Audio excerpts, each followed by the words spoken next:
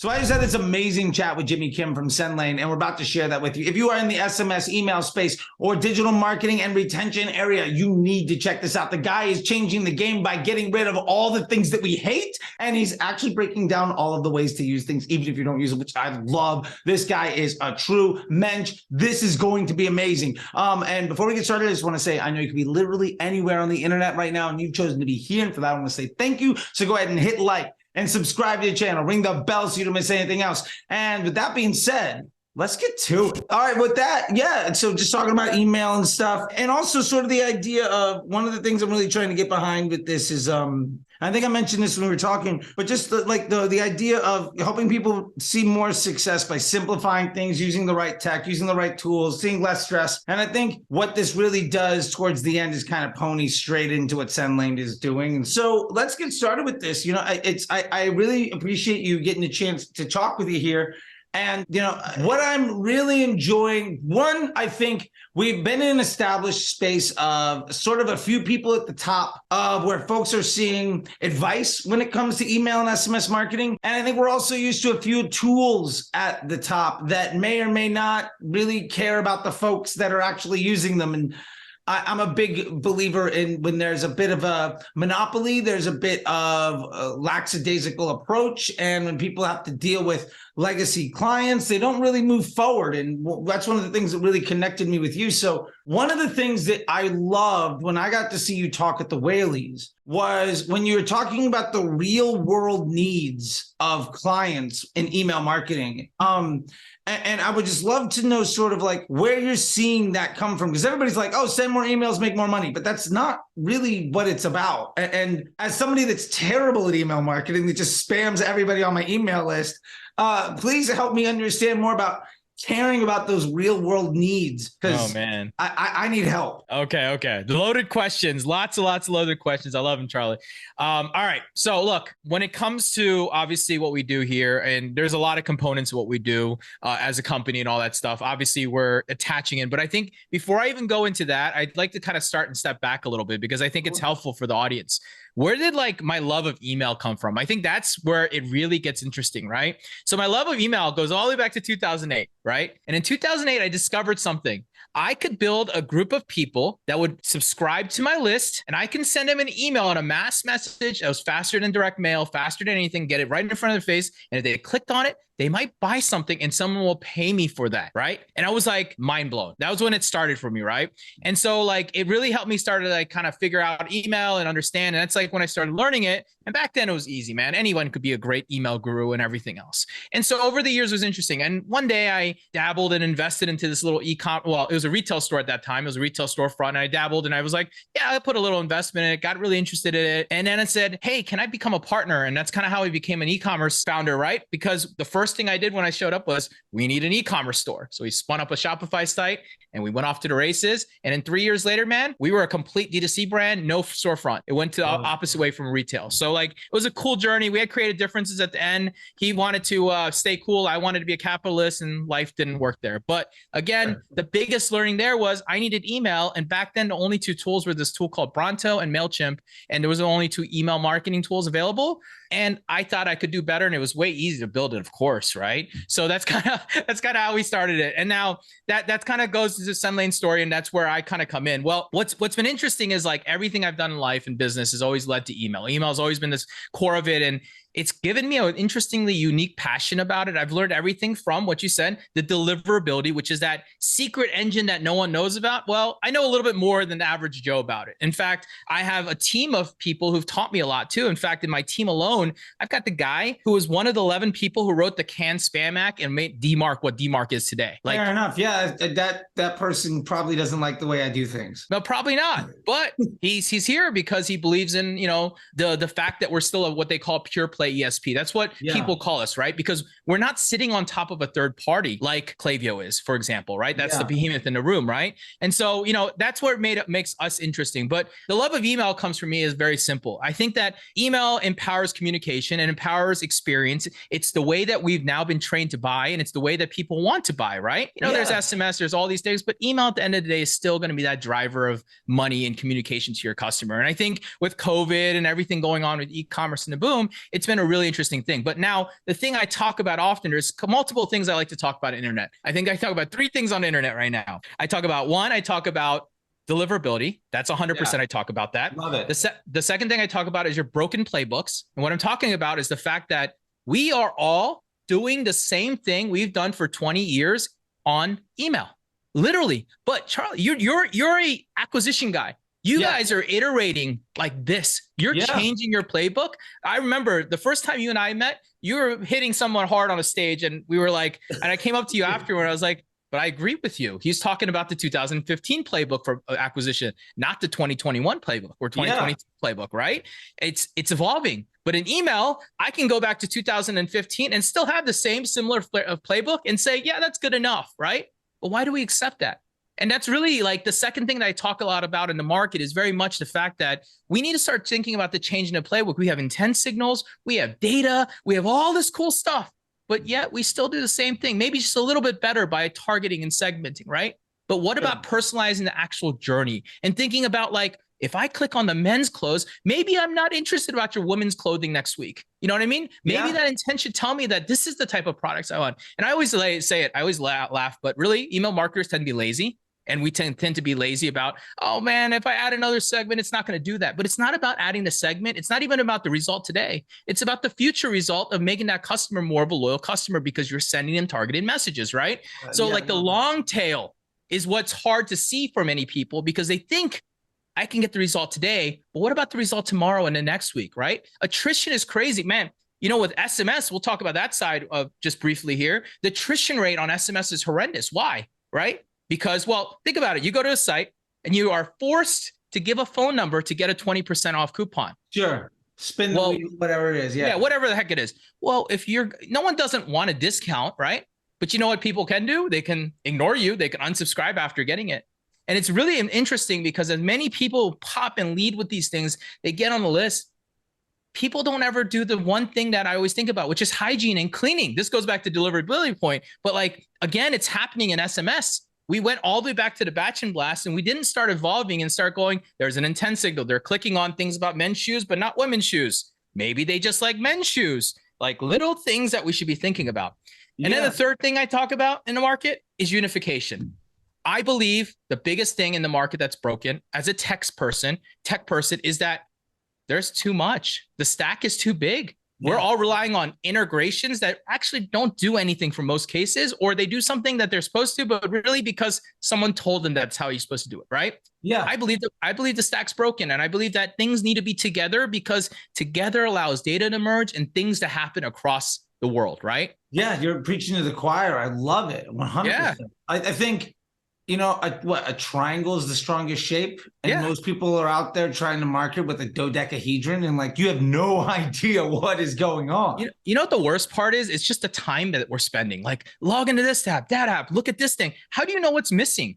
Yeah, until I love it's too late. Simplicity is, you know, one of the points you bring in here that I love is if it's simple. I think so many people are trying to find the edge in so many places, but they're trying to basically compile this master list of like short-term non-scalable hacks. Yep, correct. And it's like exactly you could just stabilize this and then work on building a better business. And you've got it. And like so many people just are relying on like I see this all the time in acquisition of just like, well, all I need is if my Facebook ads work, this business is going to be successul. And like, I always tell people that's like going on the Shark Tank and saying, all I need is you. And they're like, why am I like, give me 100% of the business. Like, what am I even here for? Like, it's a waste of my time. Yeah. And I love that you're talking about that in email marketing. And something that you're saying is just like all of these mistakes. I'm wondering, in the effort to maximize email marketing, what are some of the biggest pitfalls that like you're seeing way too many people do? I feel like it just leads right into what you were just saying. Yeah, you know, and this goes to that short-term mentality often, right? So there's a lot of pitfalls, but, you know, I think one of the things I said actually at the Whaleys was, you know, and I made that presentation specifically for that talk because it's the future that no one really realized in this market. And let me tell you why, okay? Everything in the world works in patterns. I believe in the world of patterns, right? And if I look back at e-commerce, I look at it as a very infant market. It's very new. It's very young, right? Yeah. Where the dot-com bubble was 10 years before, another 10 years before, other industries kind of rose, right? Well, the thing about e-commerce has been really interesting on email side has been two things. One, the data has always been pure on e-commerce because they haven't had third-party ingestion. They haven't had intent tools out in the market. They don't have all of these weird things. They didn't have spam bots back in the day. So data was always pure. So like e-commerce in general, deliverability has never been a problem, but it's changing because things are happening. Forms are ingesting. There's bots in the world. There's intent tools that people don't understand how to use. And I'm not here to pick on that one, but that's a great tool if you know how to use it. If you don't, you will destroy your business at the same time. Right. So like there is a whole thing, and that hidden layer is called deliverability. Right. And I always tell people, like, doesn't matter if you have the best tools in the world, the best copy in the world, the best brand, but if the person doesn't get the damn email, well, who the heck is going to read it and buy anything? Right. And that is something that I feel in this market, especially, people don't pay attention to, where they should be paying attention to. And some of these inflated stats that I see often, I'm always like, but what is actually happening in your business, and how much money are you leaving on the table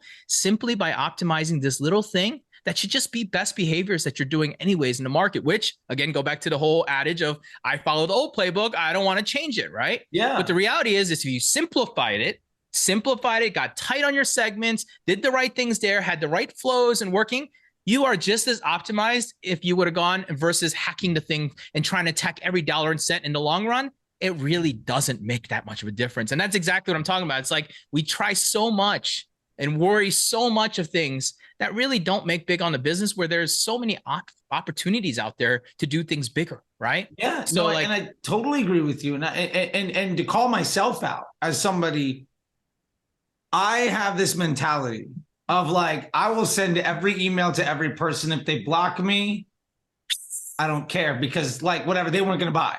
But it's like, I know that like I'm missing this awareness to purchase, the role of email marketing in the sales funnel. It's not just like buy now, never. Oh, you don't like me? You don't want me to come around again? Fine. Then you're dead to me. Yeah. And like, I know that I'm doing it wrong, but I also know it's not my core competency, and I'm just burning through stuff because, to be fair, I don't need that to work to be successful. But if I could make it work, I could do so much more. Yeah, absolutely. And that's what I'm saying. Like, and it's not, people overcomplicate it. Simplify. I always tell people, make it simple. It's not that confusing, right? Like the core basics of, we all got the same infrastructure there. It's when you start getting advanced that it gets confusing. So to your point, it's, I always say acquisition and retention need to work together like yin and yang, no matter what. All that hard work generating leads, and someone's got to take care of them, nurture them, and close them, right? Yeah. And I always think that's always an interesting thought. People don't think like that. They're like acquisition only or retention only, but you got to do both, right? Yeah. And in the Facebook ad side, I see the same problem. People say, well, this is a prospecting ad. This is a mid-funnel ad. This is a bottom funnel ad. And I always tell people, like, you don't know where that person is in your funnel. If every time somebody comes into your store, you treat them as somebody that has no awareness. But what if they just went to 4 other stores exactly like yours today, and they're ready to buy, but you say, okay, I know you're ready to buy, but hold on a second. We're going to go through this whole thing. Like it's like if IKEA made you go through the whole thing to buy, they didn't have little shortcut doors, and that's the way you ran your entire business. Like that doesn't work, right? No. Like that's, you can't scale a business by disrespecting your customers in that way. And I'm just saying that because I know that I'm guilty of it. And that's what I said too, when you got off the whale. He's like, this is a room full of people where nobody really cares about what you have to say. And you got a good, like, half of them to shut up and actually pay attention. And that was amazing. In a room full of Facebook nerds and like alpha bros, to get them to all shut up and be like, oh, wait a minute. Free money? What am I doing wrong? And I mean, that's a massive oversimplification, but just, for the purpose of it, I think that was amazing. And you really made me think about something. And I'm curious what your thoughts are on this. Just like, with the idea of being so binary of either this person that get the email address makes a sale or they don't. And some people are in a journey, and I've seen the nurturing and I've seen all that, but it's not. What I'm curious is, one of the big things we face in Facebook marketing and digital marketing in general, I say that we face it because I don't believe in its existence, is this concept of attribution. Sure. Like, what ad gets credit for the sale? I'm of the belief the average customer journey is decades long. Like the reason you bought those shoes isn't because I told you you had feet. Like you were already in market and probably not even the first store you went to today to buy those shoes, or like you're a reoccurring customer. So with that being said, how do we like understand if the email marketing audience is converting or if you're just another piece in the puzzle? How do we work on that incrementality, or what is the way you're thinking about it if we're not saying it made a sale or it didn't? So, you know, what's interesting, that's a really good debate question. And, one of the things that I always say is like, part of the vision for me is to get there and solve that answer by unifying the stack and having the entire life cycle end to end, right? And then I can at least tell you how that attribution happened. Today, I always look at it very simple. Look, unless it's a click that occurs and someone clicks on your email or clicks on your SMS, you shouldn't get attribution. And it shouldn't be a very long window because, well, I always defer back to the human and say, when you click on an email, how long does it take for you to look at the email to make the purchase? Usually it's right there or never, right? Yeah. Yeah. But why do we think that 30 days later, if they make a purchase, was because of your emails? I would say that you brought brand awareness, maybe that, but most likely it was probably the ad that deserves the credit. Yeah, I know that I get, this is a shirt from Dandy Del Mar, shout out to them. Whenever I get an email from them, I open it, even if I'm not going to buy, but like, I'm just always excited by like what's going to happen. Wicked Clothes is really good with that too. Last Crumb, I blocked them on this SMS because they need help. I love the product, but like they just annoyed the hell out of me. But like there was this part where I was excited about the email, even though I didn't want to buy, but there was something there where it was brand awareness. It was keeping it top of mind. It kept me excited about the brand. Correct. In a place where I might not have otherwise. Yeah, that's absolutely like, and your question originally was really around like, personalized journeys and getting really drawn. I think that it goes like this, right? You've got to use data no matter what. Like the world runs on data, and we've all got to be honest with ourselves and say like, you have to be like, if someone buys men's shoes, you have to assume that they are a man and they like men's shoes, right? Yes, I understand there's a gift. Yes, I understand all the arbitraries, but you got to take for the masses. I always tell people, focus on the 80%. Don't focus on the 20% edge cases. Focus on what the 80% are going to do and guide them along. They're telling you, and this is where the difference happens. Like you just said, taking them down the funnel. No, take them down the funnel, but then guide them down what they've told you they want to learn more about. It's what you guys do, right? They land on a certain page, you retarget them with a very specific ad, right? It's the same thing. If they're clicking on men's shoes, they should be landing on more things about men's shoes and getting ads and emails and SMS on men's shoes because they just told you that's what they want. Stop sending them kids' shoes and women's shoes. They don't care. Yeah, all the other things. I get it all. Like, especially if brands have like unisex products. Like, there's a bag company. Good friends of mine, know them. To be fair, they're doing 9 figures. They're leather. Men's isn't really their primary thing. But I mean, I get shoes from them, although I get shoes from them, I'll put it that way.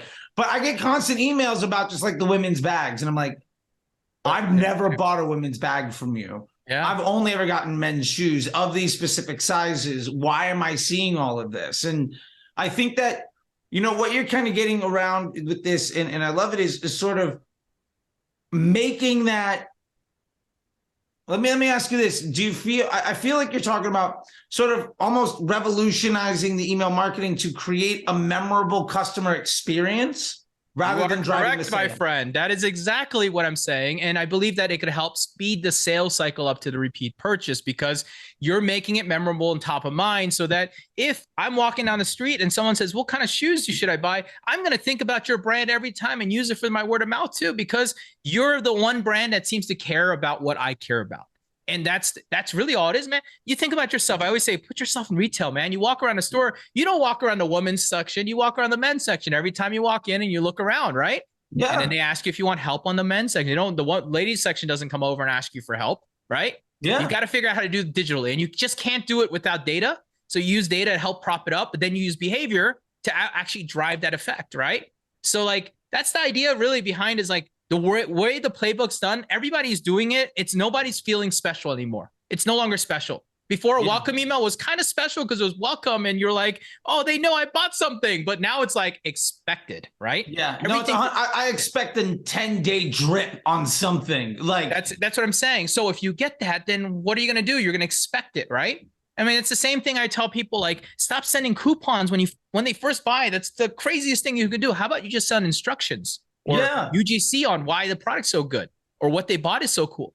God, it would be so much nicer. Actually, I had a company, it's like a spray paint company that we bought some card thing for, and they sent me instructions on the first email. And it was, dude, I loved it. I was like, oh, that's how you use it. Got me even more excited about the product coming. I love that. Yeah. Yeah. Because now it's getting you excited, and it's that memorable experience you're talking about. I think, and then now I'm going to talk about it. If someone says, where should I buy? I'm going to be like these guys, because they have good instructions. Yeah. Yeah, absolutely. Like, you know, there's a saying in professional sports. I was talking to you about how I'm in this like dynasty fantasy football. Yeah. I love this idea. This dynasty. Yeah. Yeah. Dynasty is fun, man. I now like can't even get myself, like I do one like normal league a year, but like Dynasty, I'm like, I think I've got 30 some odd trades pending, but I gotta go bother these guys to do it. Anyway, the point with that is like, I think that, you know, when I'm looking at these customer journeys, and I'm looking at the email marketing, and I'm understanding what is going on, especially even with this group and with other guys, like I'm noticing this. I'm seeing just basically two paths forward, right? That I'm seeing with a lot of this is either folks are saying that the future of emails, that it's sort of this depreciating asset because people are less and less concerned with it. Yep. And then I see folks that are absolutely crushing. And I'm wondering, like, because it's a mature market now, like, and I always say, you know, email reached maturity, then Google search reached maturity, then Facebook ads reached maturity. And by maturity, I'm saying it's on the same level as television and radio and billboards and all of that stuff. So what do you have to say to the folks? And to be fair, there's some very smart people in there that have differences of opinion, which I think is great. About saying that it is sort of this depreciating asset in the marketing stack. I mean, I'll reserve my opinion for later, but I think that you and I are probably going to be more in agreement. Yeah, than others, look, right? I don't even, you know, I don't have to even like go into the behavior quite as much as talk about the use cases, I say, right? Yeah. There's two very simple use cases in life that I look at. One, what is the use case, right? Why do people shop on mobile, but most of your conversions happen on desktop? What does that tell you about people?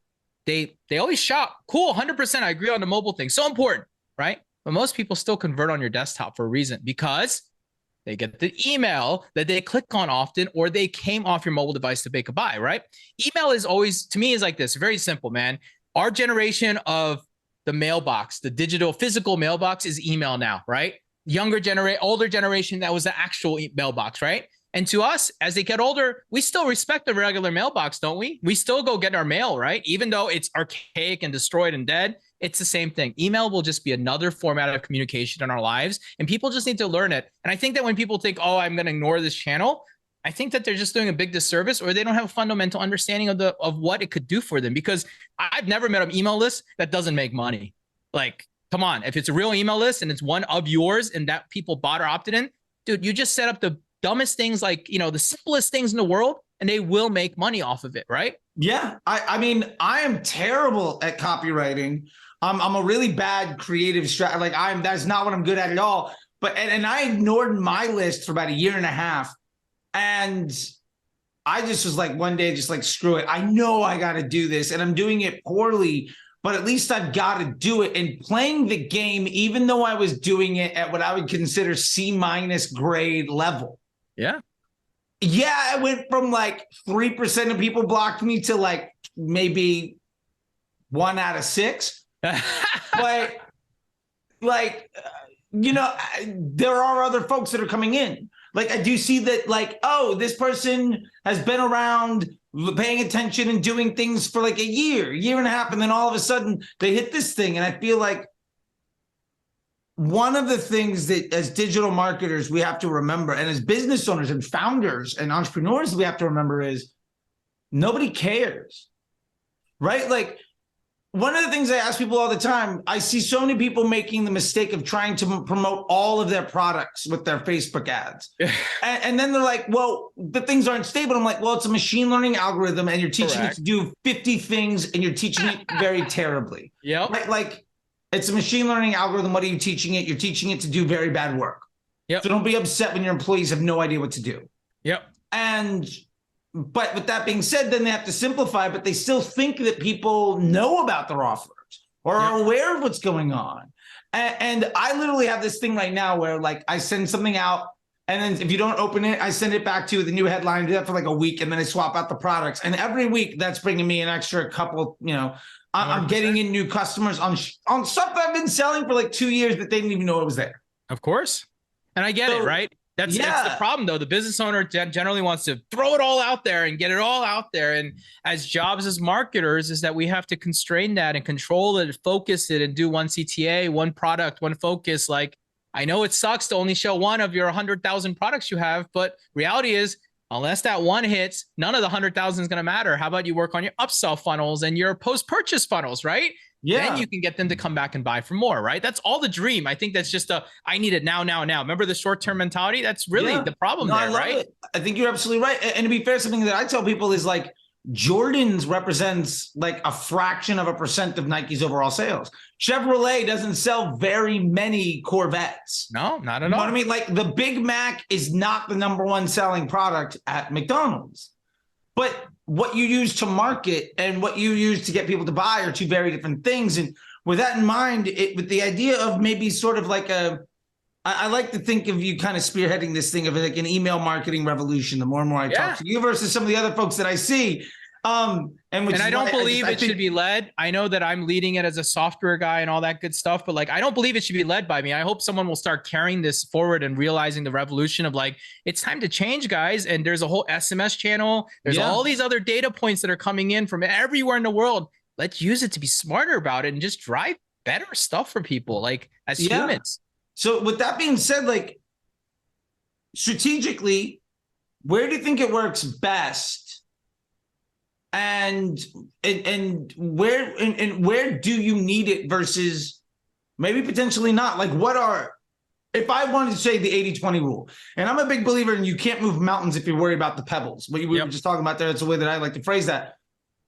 What is that 80%? Or how can I find that? Or in your experience, where is it that when it works best? And why do I need to focus on that versus some of the other stuff I feel like we've covered, but I don't know when to apply that tool? Yeah, I think it's when you get to a place where you believe that you're stood up and things are running at operational, like my basic flows are running and my newsletters are running. Now it's time to say, how do I optimize this experience, right? Get your base engine running and then optimize, right? And so optimization for me is very simple. It's understanding your business. You already understand. Let's be honest. You only have certain products that are the top sellers. You focus on those top sellers because you need to keep pushing those top sellers, right? You need to speed the sale up. So you mark those as the sales. Those are your CTA and focuses. And then you use that as your top of the funnel net, right? You advertise for these things. If they click on it, they're interested, then you drive them down unique funnels, you get their intent signals and you market towards them.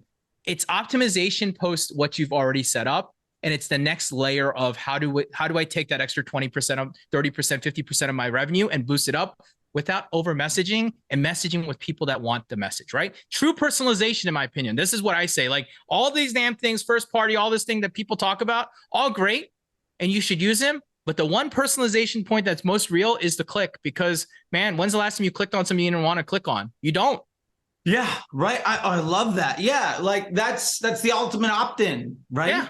You're not only opening the email, you've read it, you've liked it, and you've clicked on it, but then they don't purchase. We talk about 1-2% conversion rates. Well, what about all those other 98%? Why didn't they buy? Yeah, well, maybe because they got their dog barked at them, or they lost their wallet, or they had to go to work. Man, it would be really nice if I didn't email them tomorrow with, something completely different off the wall, because now I forgot. Humans, we're like goldfish. We forget these things just like this, man. Yeah. Like maybe, somebody called you out in the meeting, you had to put your phone down. Maybe the light turned green. Like there's a million reasons. Dude, you could be at dinner and you got an SMS, you click on, you're like, yeah, I want that 20%. And wife gives you that death stare. You know what I'm talking about. Yeah. Phone down. And then guess what happens? You forget. 100%. Right? And if you had an email waiting for you when you got home saying, hey, don't forget to make that purchase of that click you just made, like, oh shit, yeah, I did want to make that purchase. Just moving the buying cycle faster, staying in front of them, making them feel like you are their personal machine in front of them, right? Yeah, no, I love it. So with all this being said, I think let's try to turn this into some actionability for some folks. How do we create the perfect email marketing system for the business, even at a rudimentary level? Say I've got nothing other than I've got a newsletter that maybe 20% of people open and 1% of them actually click on. And I'm sending out emails to promote the next thing that I'm selling on. And that's where I'm at. Because asking for a friend, what would we do at that place to get better? So I do one very simple thing. I'd identify what products sell most on my store and what I generally target, right? And I would simply add a tag, right? A tag, like an identification, whatever it is called on every one of those links that they can click on to help me start to understand immediately the data around what they're clicking on. And that's going to give you a pattern. And suddenly you're going to say, holy shit, most of my people click on product A, right? And so when you see that, you're going to go ahead and create a little funnel, the product A funnel. And if they click on product A, you're going to exclude them from your campaigns for the next week or two. And you're going to go ahead and give them a step-by-step, one day, maybe a couple days later, you're going to hit them up. But you're going to literally remind them of the click and the product and the categories of those products. And you're just going to stay focused on it. And then if after 5-6 days, they don't make a purchase, you're going to let them come back into the top of the funnel where you're sending your campaigns. Think about I love that. Yeah. So like, for instance, let me give you a use case. If I'm sending a newsletter once a week, not once a day. Whew, no, my assistant doesn't have that much time. Yeah. So let's say, like I was talking about how I'm sending these emails for like 5 or 6 days around a product, and each week I switch that product up. Yeah. Let me apply that to kind of what you're saying is if I know that I can do that, and if you open that email, then I won't send it to you the next day.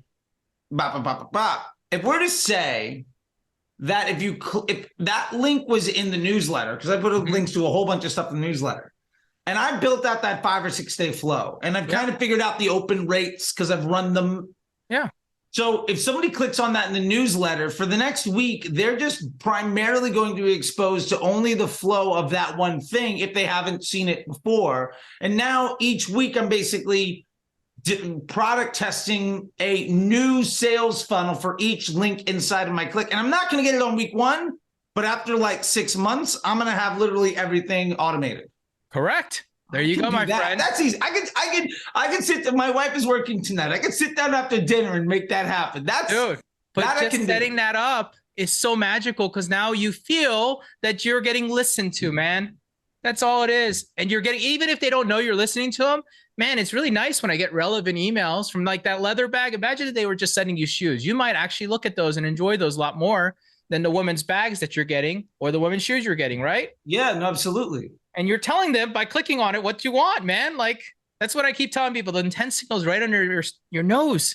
Let's focus on it. Because right now I have it. Right now, my segmentation is they opened in the last 7 days or the last 30, or they clicked in the last 7 or last 30, regardless of what the email was. And it's like there's a newsletter on Sunday and a YouTube promo Tuesday, Thursday, Saturday, because I have YouTube videos that go out basically every other day.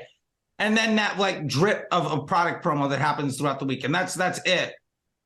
But because I was trying to focus on listening to the deliverability side of like, I'm going to send all the emails I like to the people that have clicked and people that haven't. I think that may be helping, but I could also go one step further and just say, can I just give you a quick tip? On any of these things, I'm going to show you this other thing. Open it up a little bit more. Your segment's a little tight, man. A little bit tight.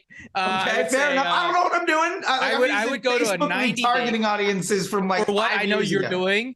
For what I know you're doing in the newsletter and the frequency. I would go wide on the click. I'd go 90-day click, and I'd probably go at least 30 to 60-day opens, maybe probably 60-day opens. With info newsletters, what I've noticed a lot more times when they're newsletter type based, people don't always read them because they're reading them at times. So you've got to give them more time, and it's not going to hurt you there. So I would actually open that segment up a little bit, give them a little breathing room, because if you're sending that much, they're going to ignore a couple of them unless that subject line is a banger. So and that's where it comes down to. I'm the one writing it. So you got to curse more it or something. I don't know. Yeah, I use ChatGPT to give me things, and I go to vidIQ keyword thing, and then I basically match to see what headline would work as a YouTube video. And anyone that that comes in over like a 70, I'm like, cool, I'm gonna just run with that. And to be fair, that has worked better than me doing it. Okay, well then we've got human versus AI. We've tested it here today, and I'm qualifying the AI against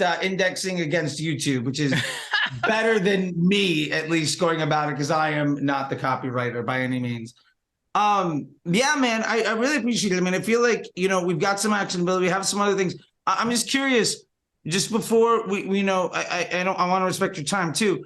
I know we haven't really talked a lot about SendLane. I don't know if you feel comfortable talking about it or what you want to get into, but I am very interested in what you are doing there, because I think that it's a way to help people be more successful and be less stressed out with what they're doing, which will allow folks to focus on I'll say this. I think most people struggle because they define success the wrong way. They ask the wrong questions, or they value the wrong metrics. And often that happens because they don't have the bandwidth to think about what's actually important.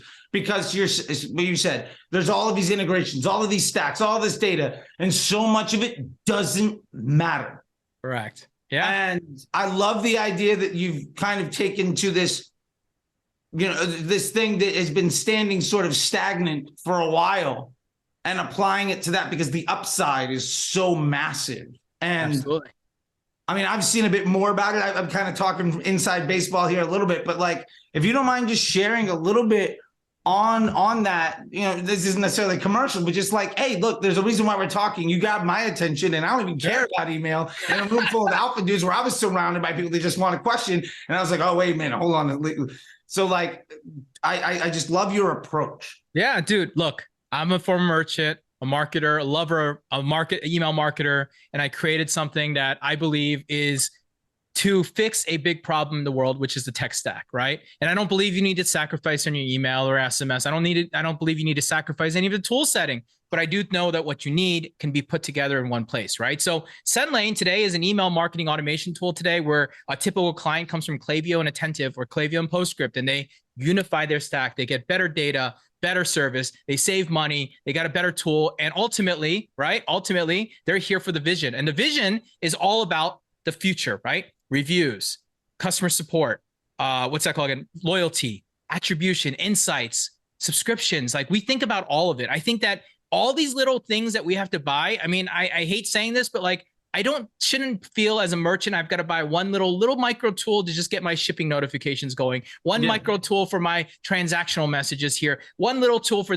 we want to bring it all under one roof so that you have all the power. And the real reason why the power is important is not because like, we want to own the stack and all that stuff. It's really because it allows you as a marketer to do better things. Like our reviews product coming out in about 45 days, whenever you're listening to this, like, one, it's free. That's crazy. Two, it does more because you can't do it anywhere else. Like dynamic abandoned cart reviews, dynamic abandoned carts based around customer segments, like thinking more with the tools because we're bringing it together, right?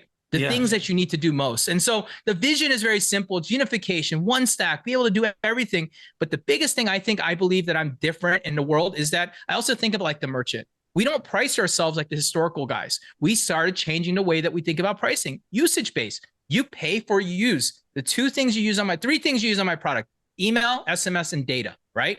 Got it. Well, the data is whatever, right? So really, doesn't matter what any of our future products are. As long as you're using email and SMS, we're making money. You're having a successful tool, and everybody's happy that way. Because SaaS subscription, enterprise SaaS subscription, $60,000 a year contracts with locked terms. Like, you got to give people flexibility. You got to let people go up and down. Look, we have contracts, commitments, I call them, but they're not like contracts. They're commitments. If you yell at me, I'm going to let you out 100% of the time. I'm not like that, man. I just want a commitment to say, hey, you're going to do this for a year, and I'm going to give you a yearly price instead of a monthly price. Yeah. Fair ask. That's all I think so too. And I run the same thing. I think the best customer service in the world is, oh, you're not happy? Here's your money back. Thank you for letting me know what you weren't satisfied 100%. Like, if you need to be more aggressive than that, there's probably something wrong in your service to begin with. One of my favorite books is a book called Delivering Happiness by the late Tony Hsieh, right? He talks about customer service, the Zappos story. It's one of my favorite books because I relate to that, because I believe that, look, I don't believe the customer is always right, but I believe that I agree with that 100%. It's our job to make the customer feel right. If that makes sense. It's our job to make them feel satisfied and an outcome, right? Just because it didn't work out today doesn't mean they can't be a customer in a year from now. Don't burn the bridge. Be good. Keep being good to the person. It'll be all right.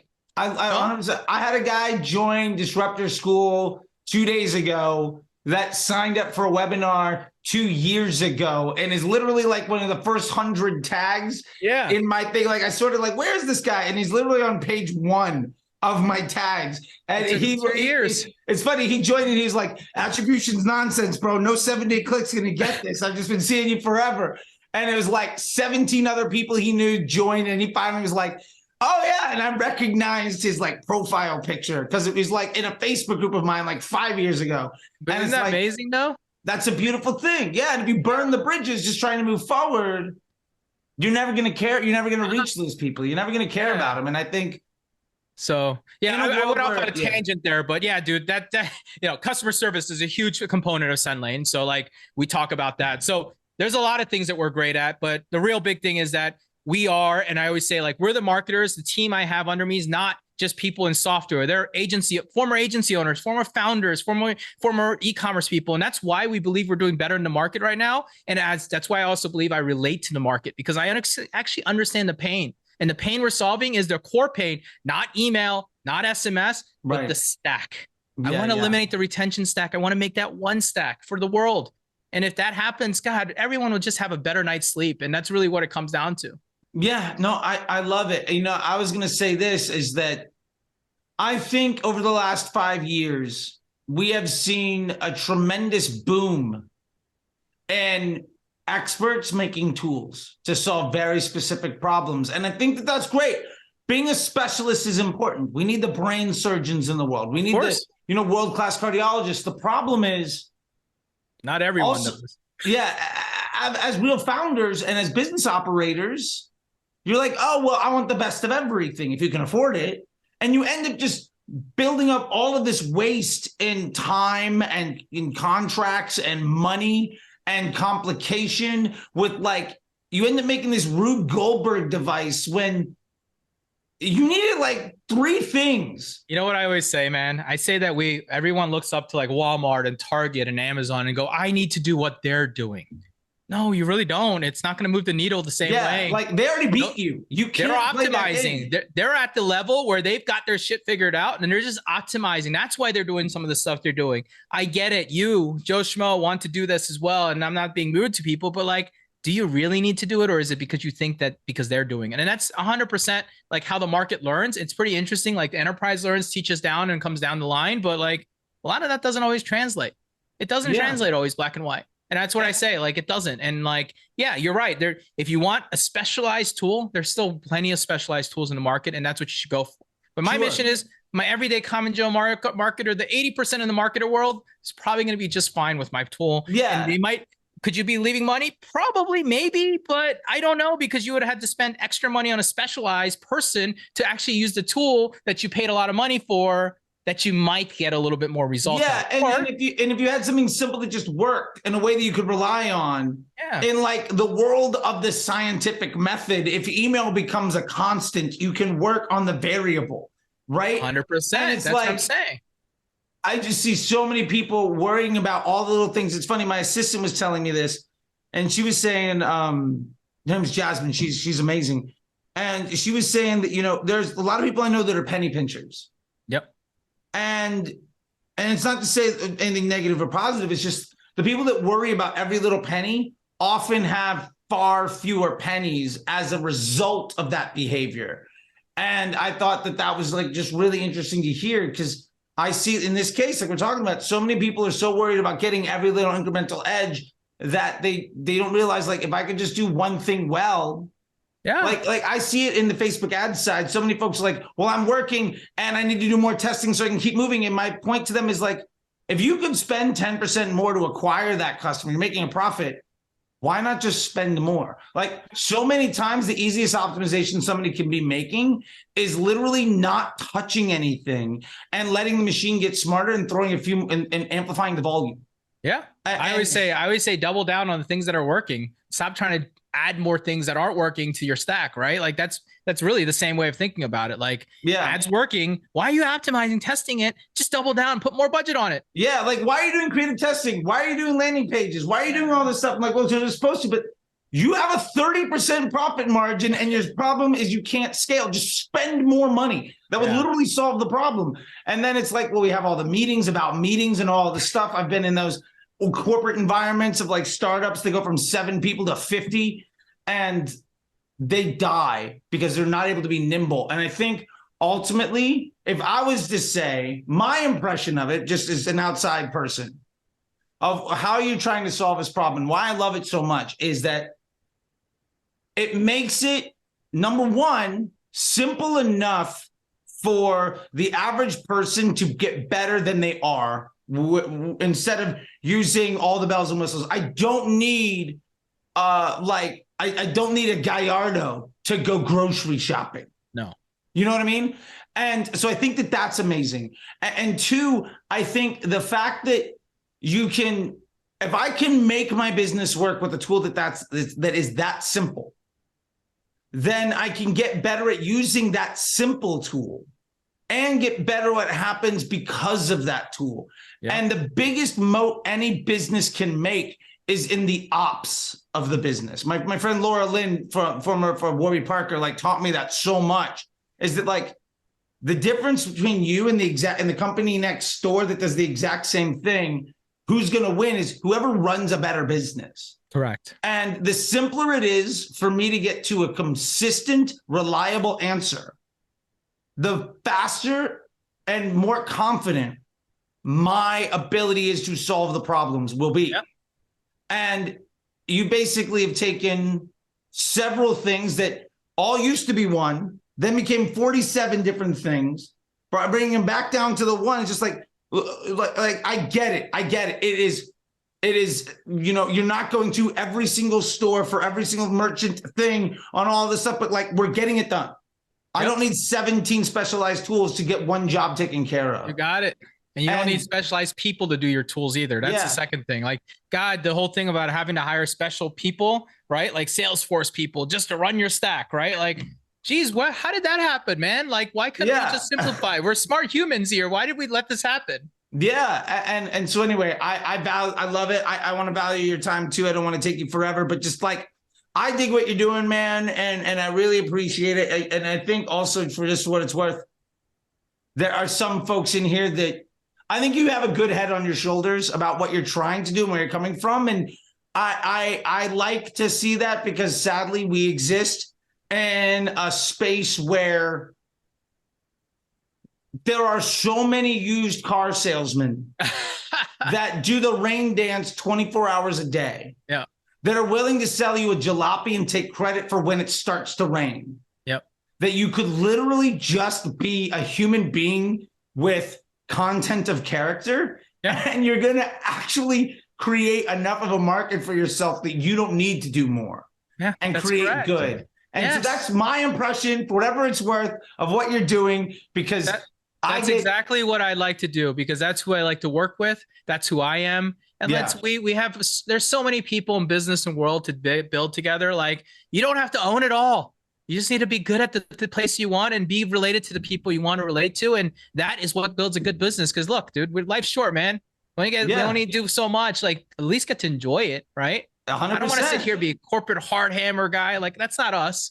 I'm not that good. In fact, I will tell a customer who's a jerk to me that we're not going to service them. We fire people all the time, and not all the time. I take it back. But we fire people in the past, right? Like, when you need to, you have the and it's not even like we haven't even gotten to the first date often when this happens. There's just like the first meeting, you're like, yeah, you just know this guy's just going to, guy or girl is just going to be a pain in our butt. And we basically tell the customer, we don't have time for pain in the butts here today. We've got a lot of great customers to service and great human beings. And that's who you should be if you want to work here. So even in our company culture is to be kind to each other, because we have no time in our lives to be mean. And that translates to the company too. And so to your point, I'm here to meet with the authentic, to meet with the people. And I believe that there's enough of a market in the people that I don't have to worry about the rest of it. And that will come naturally.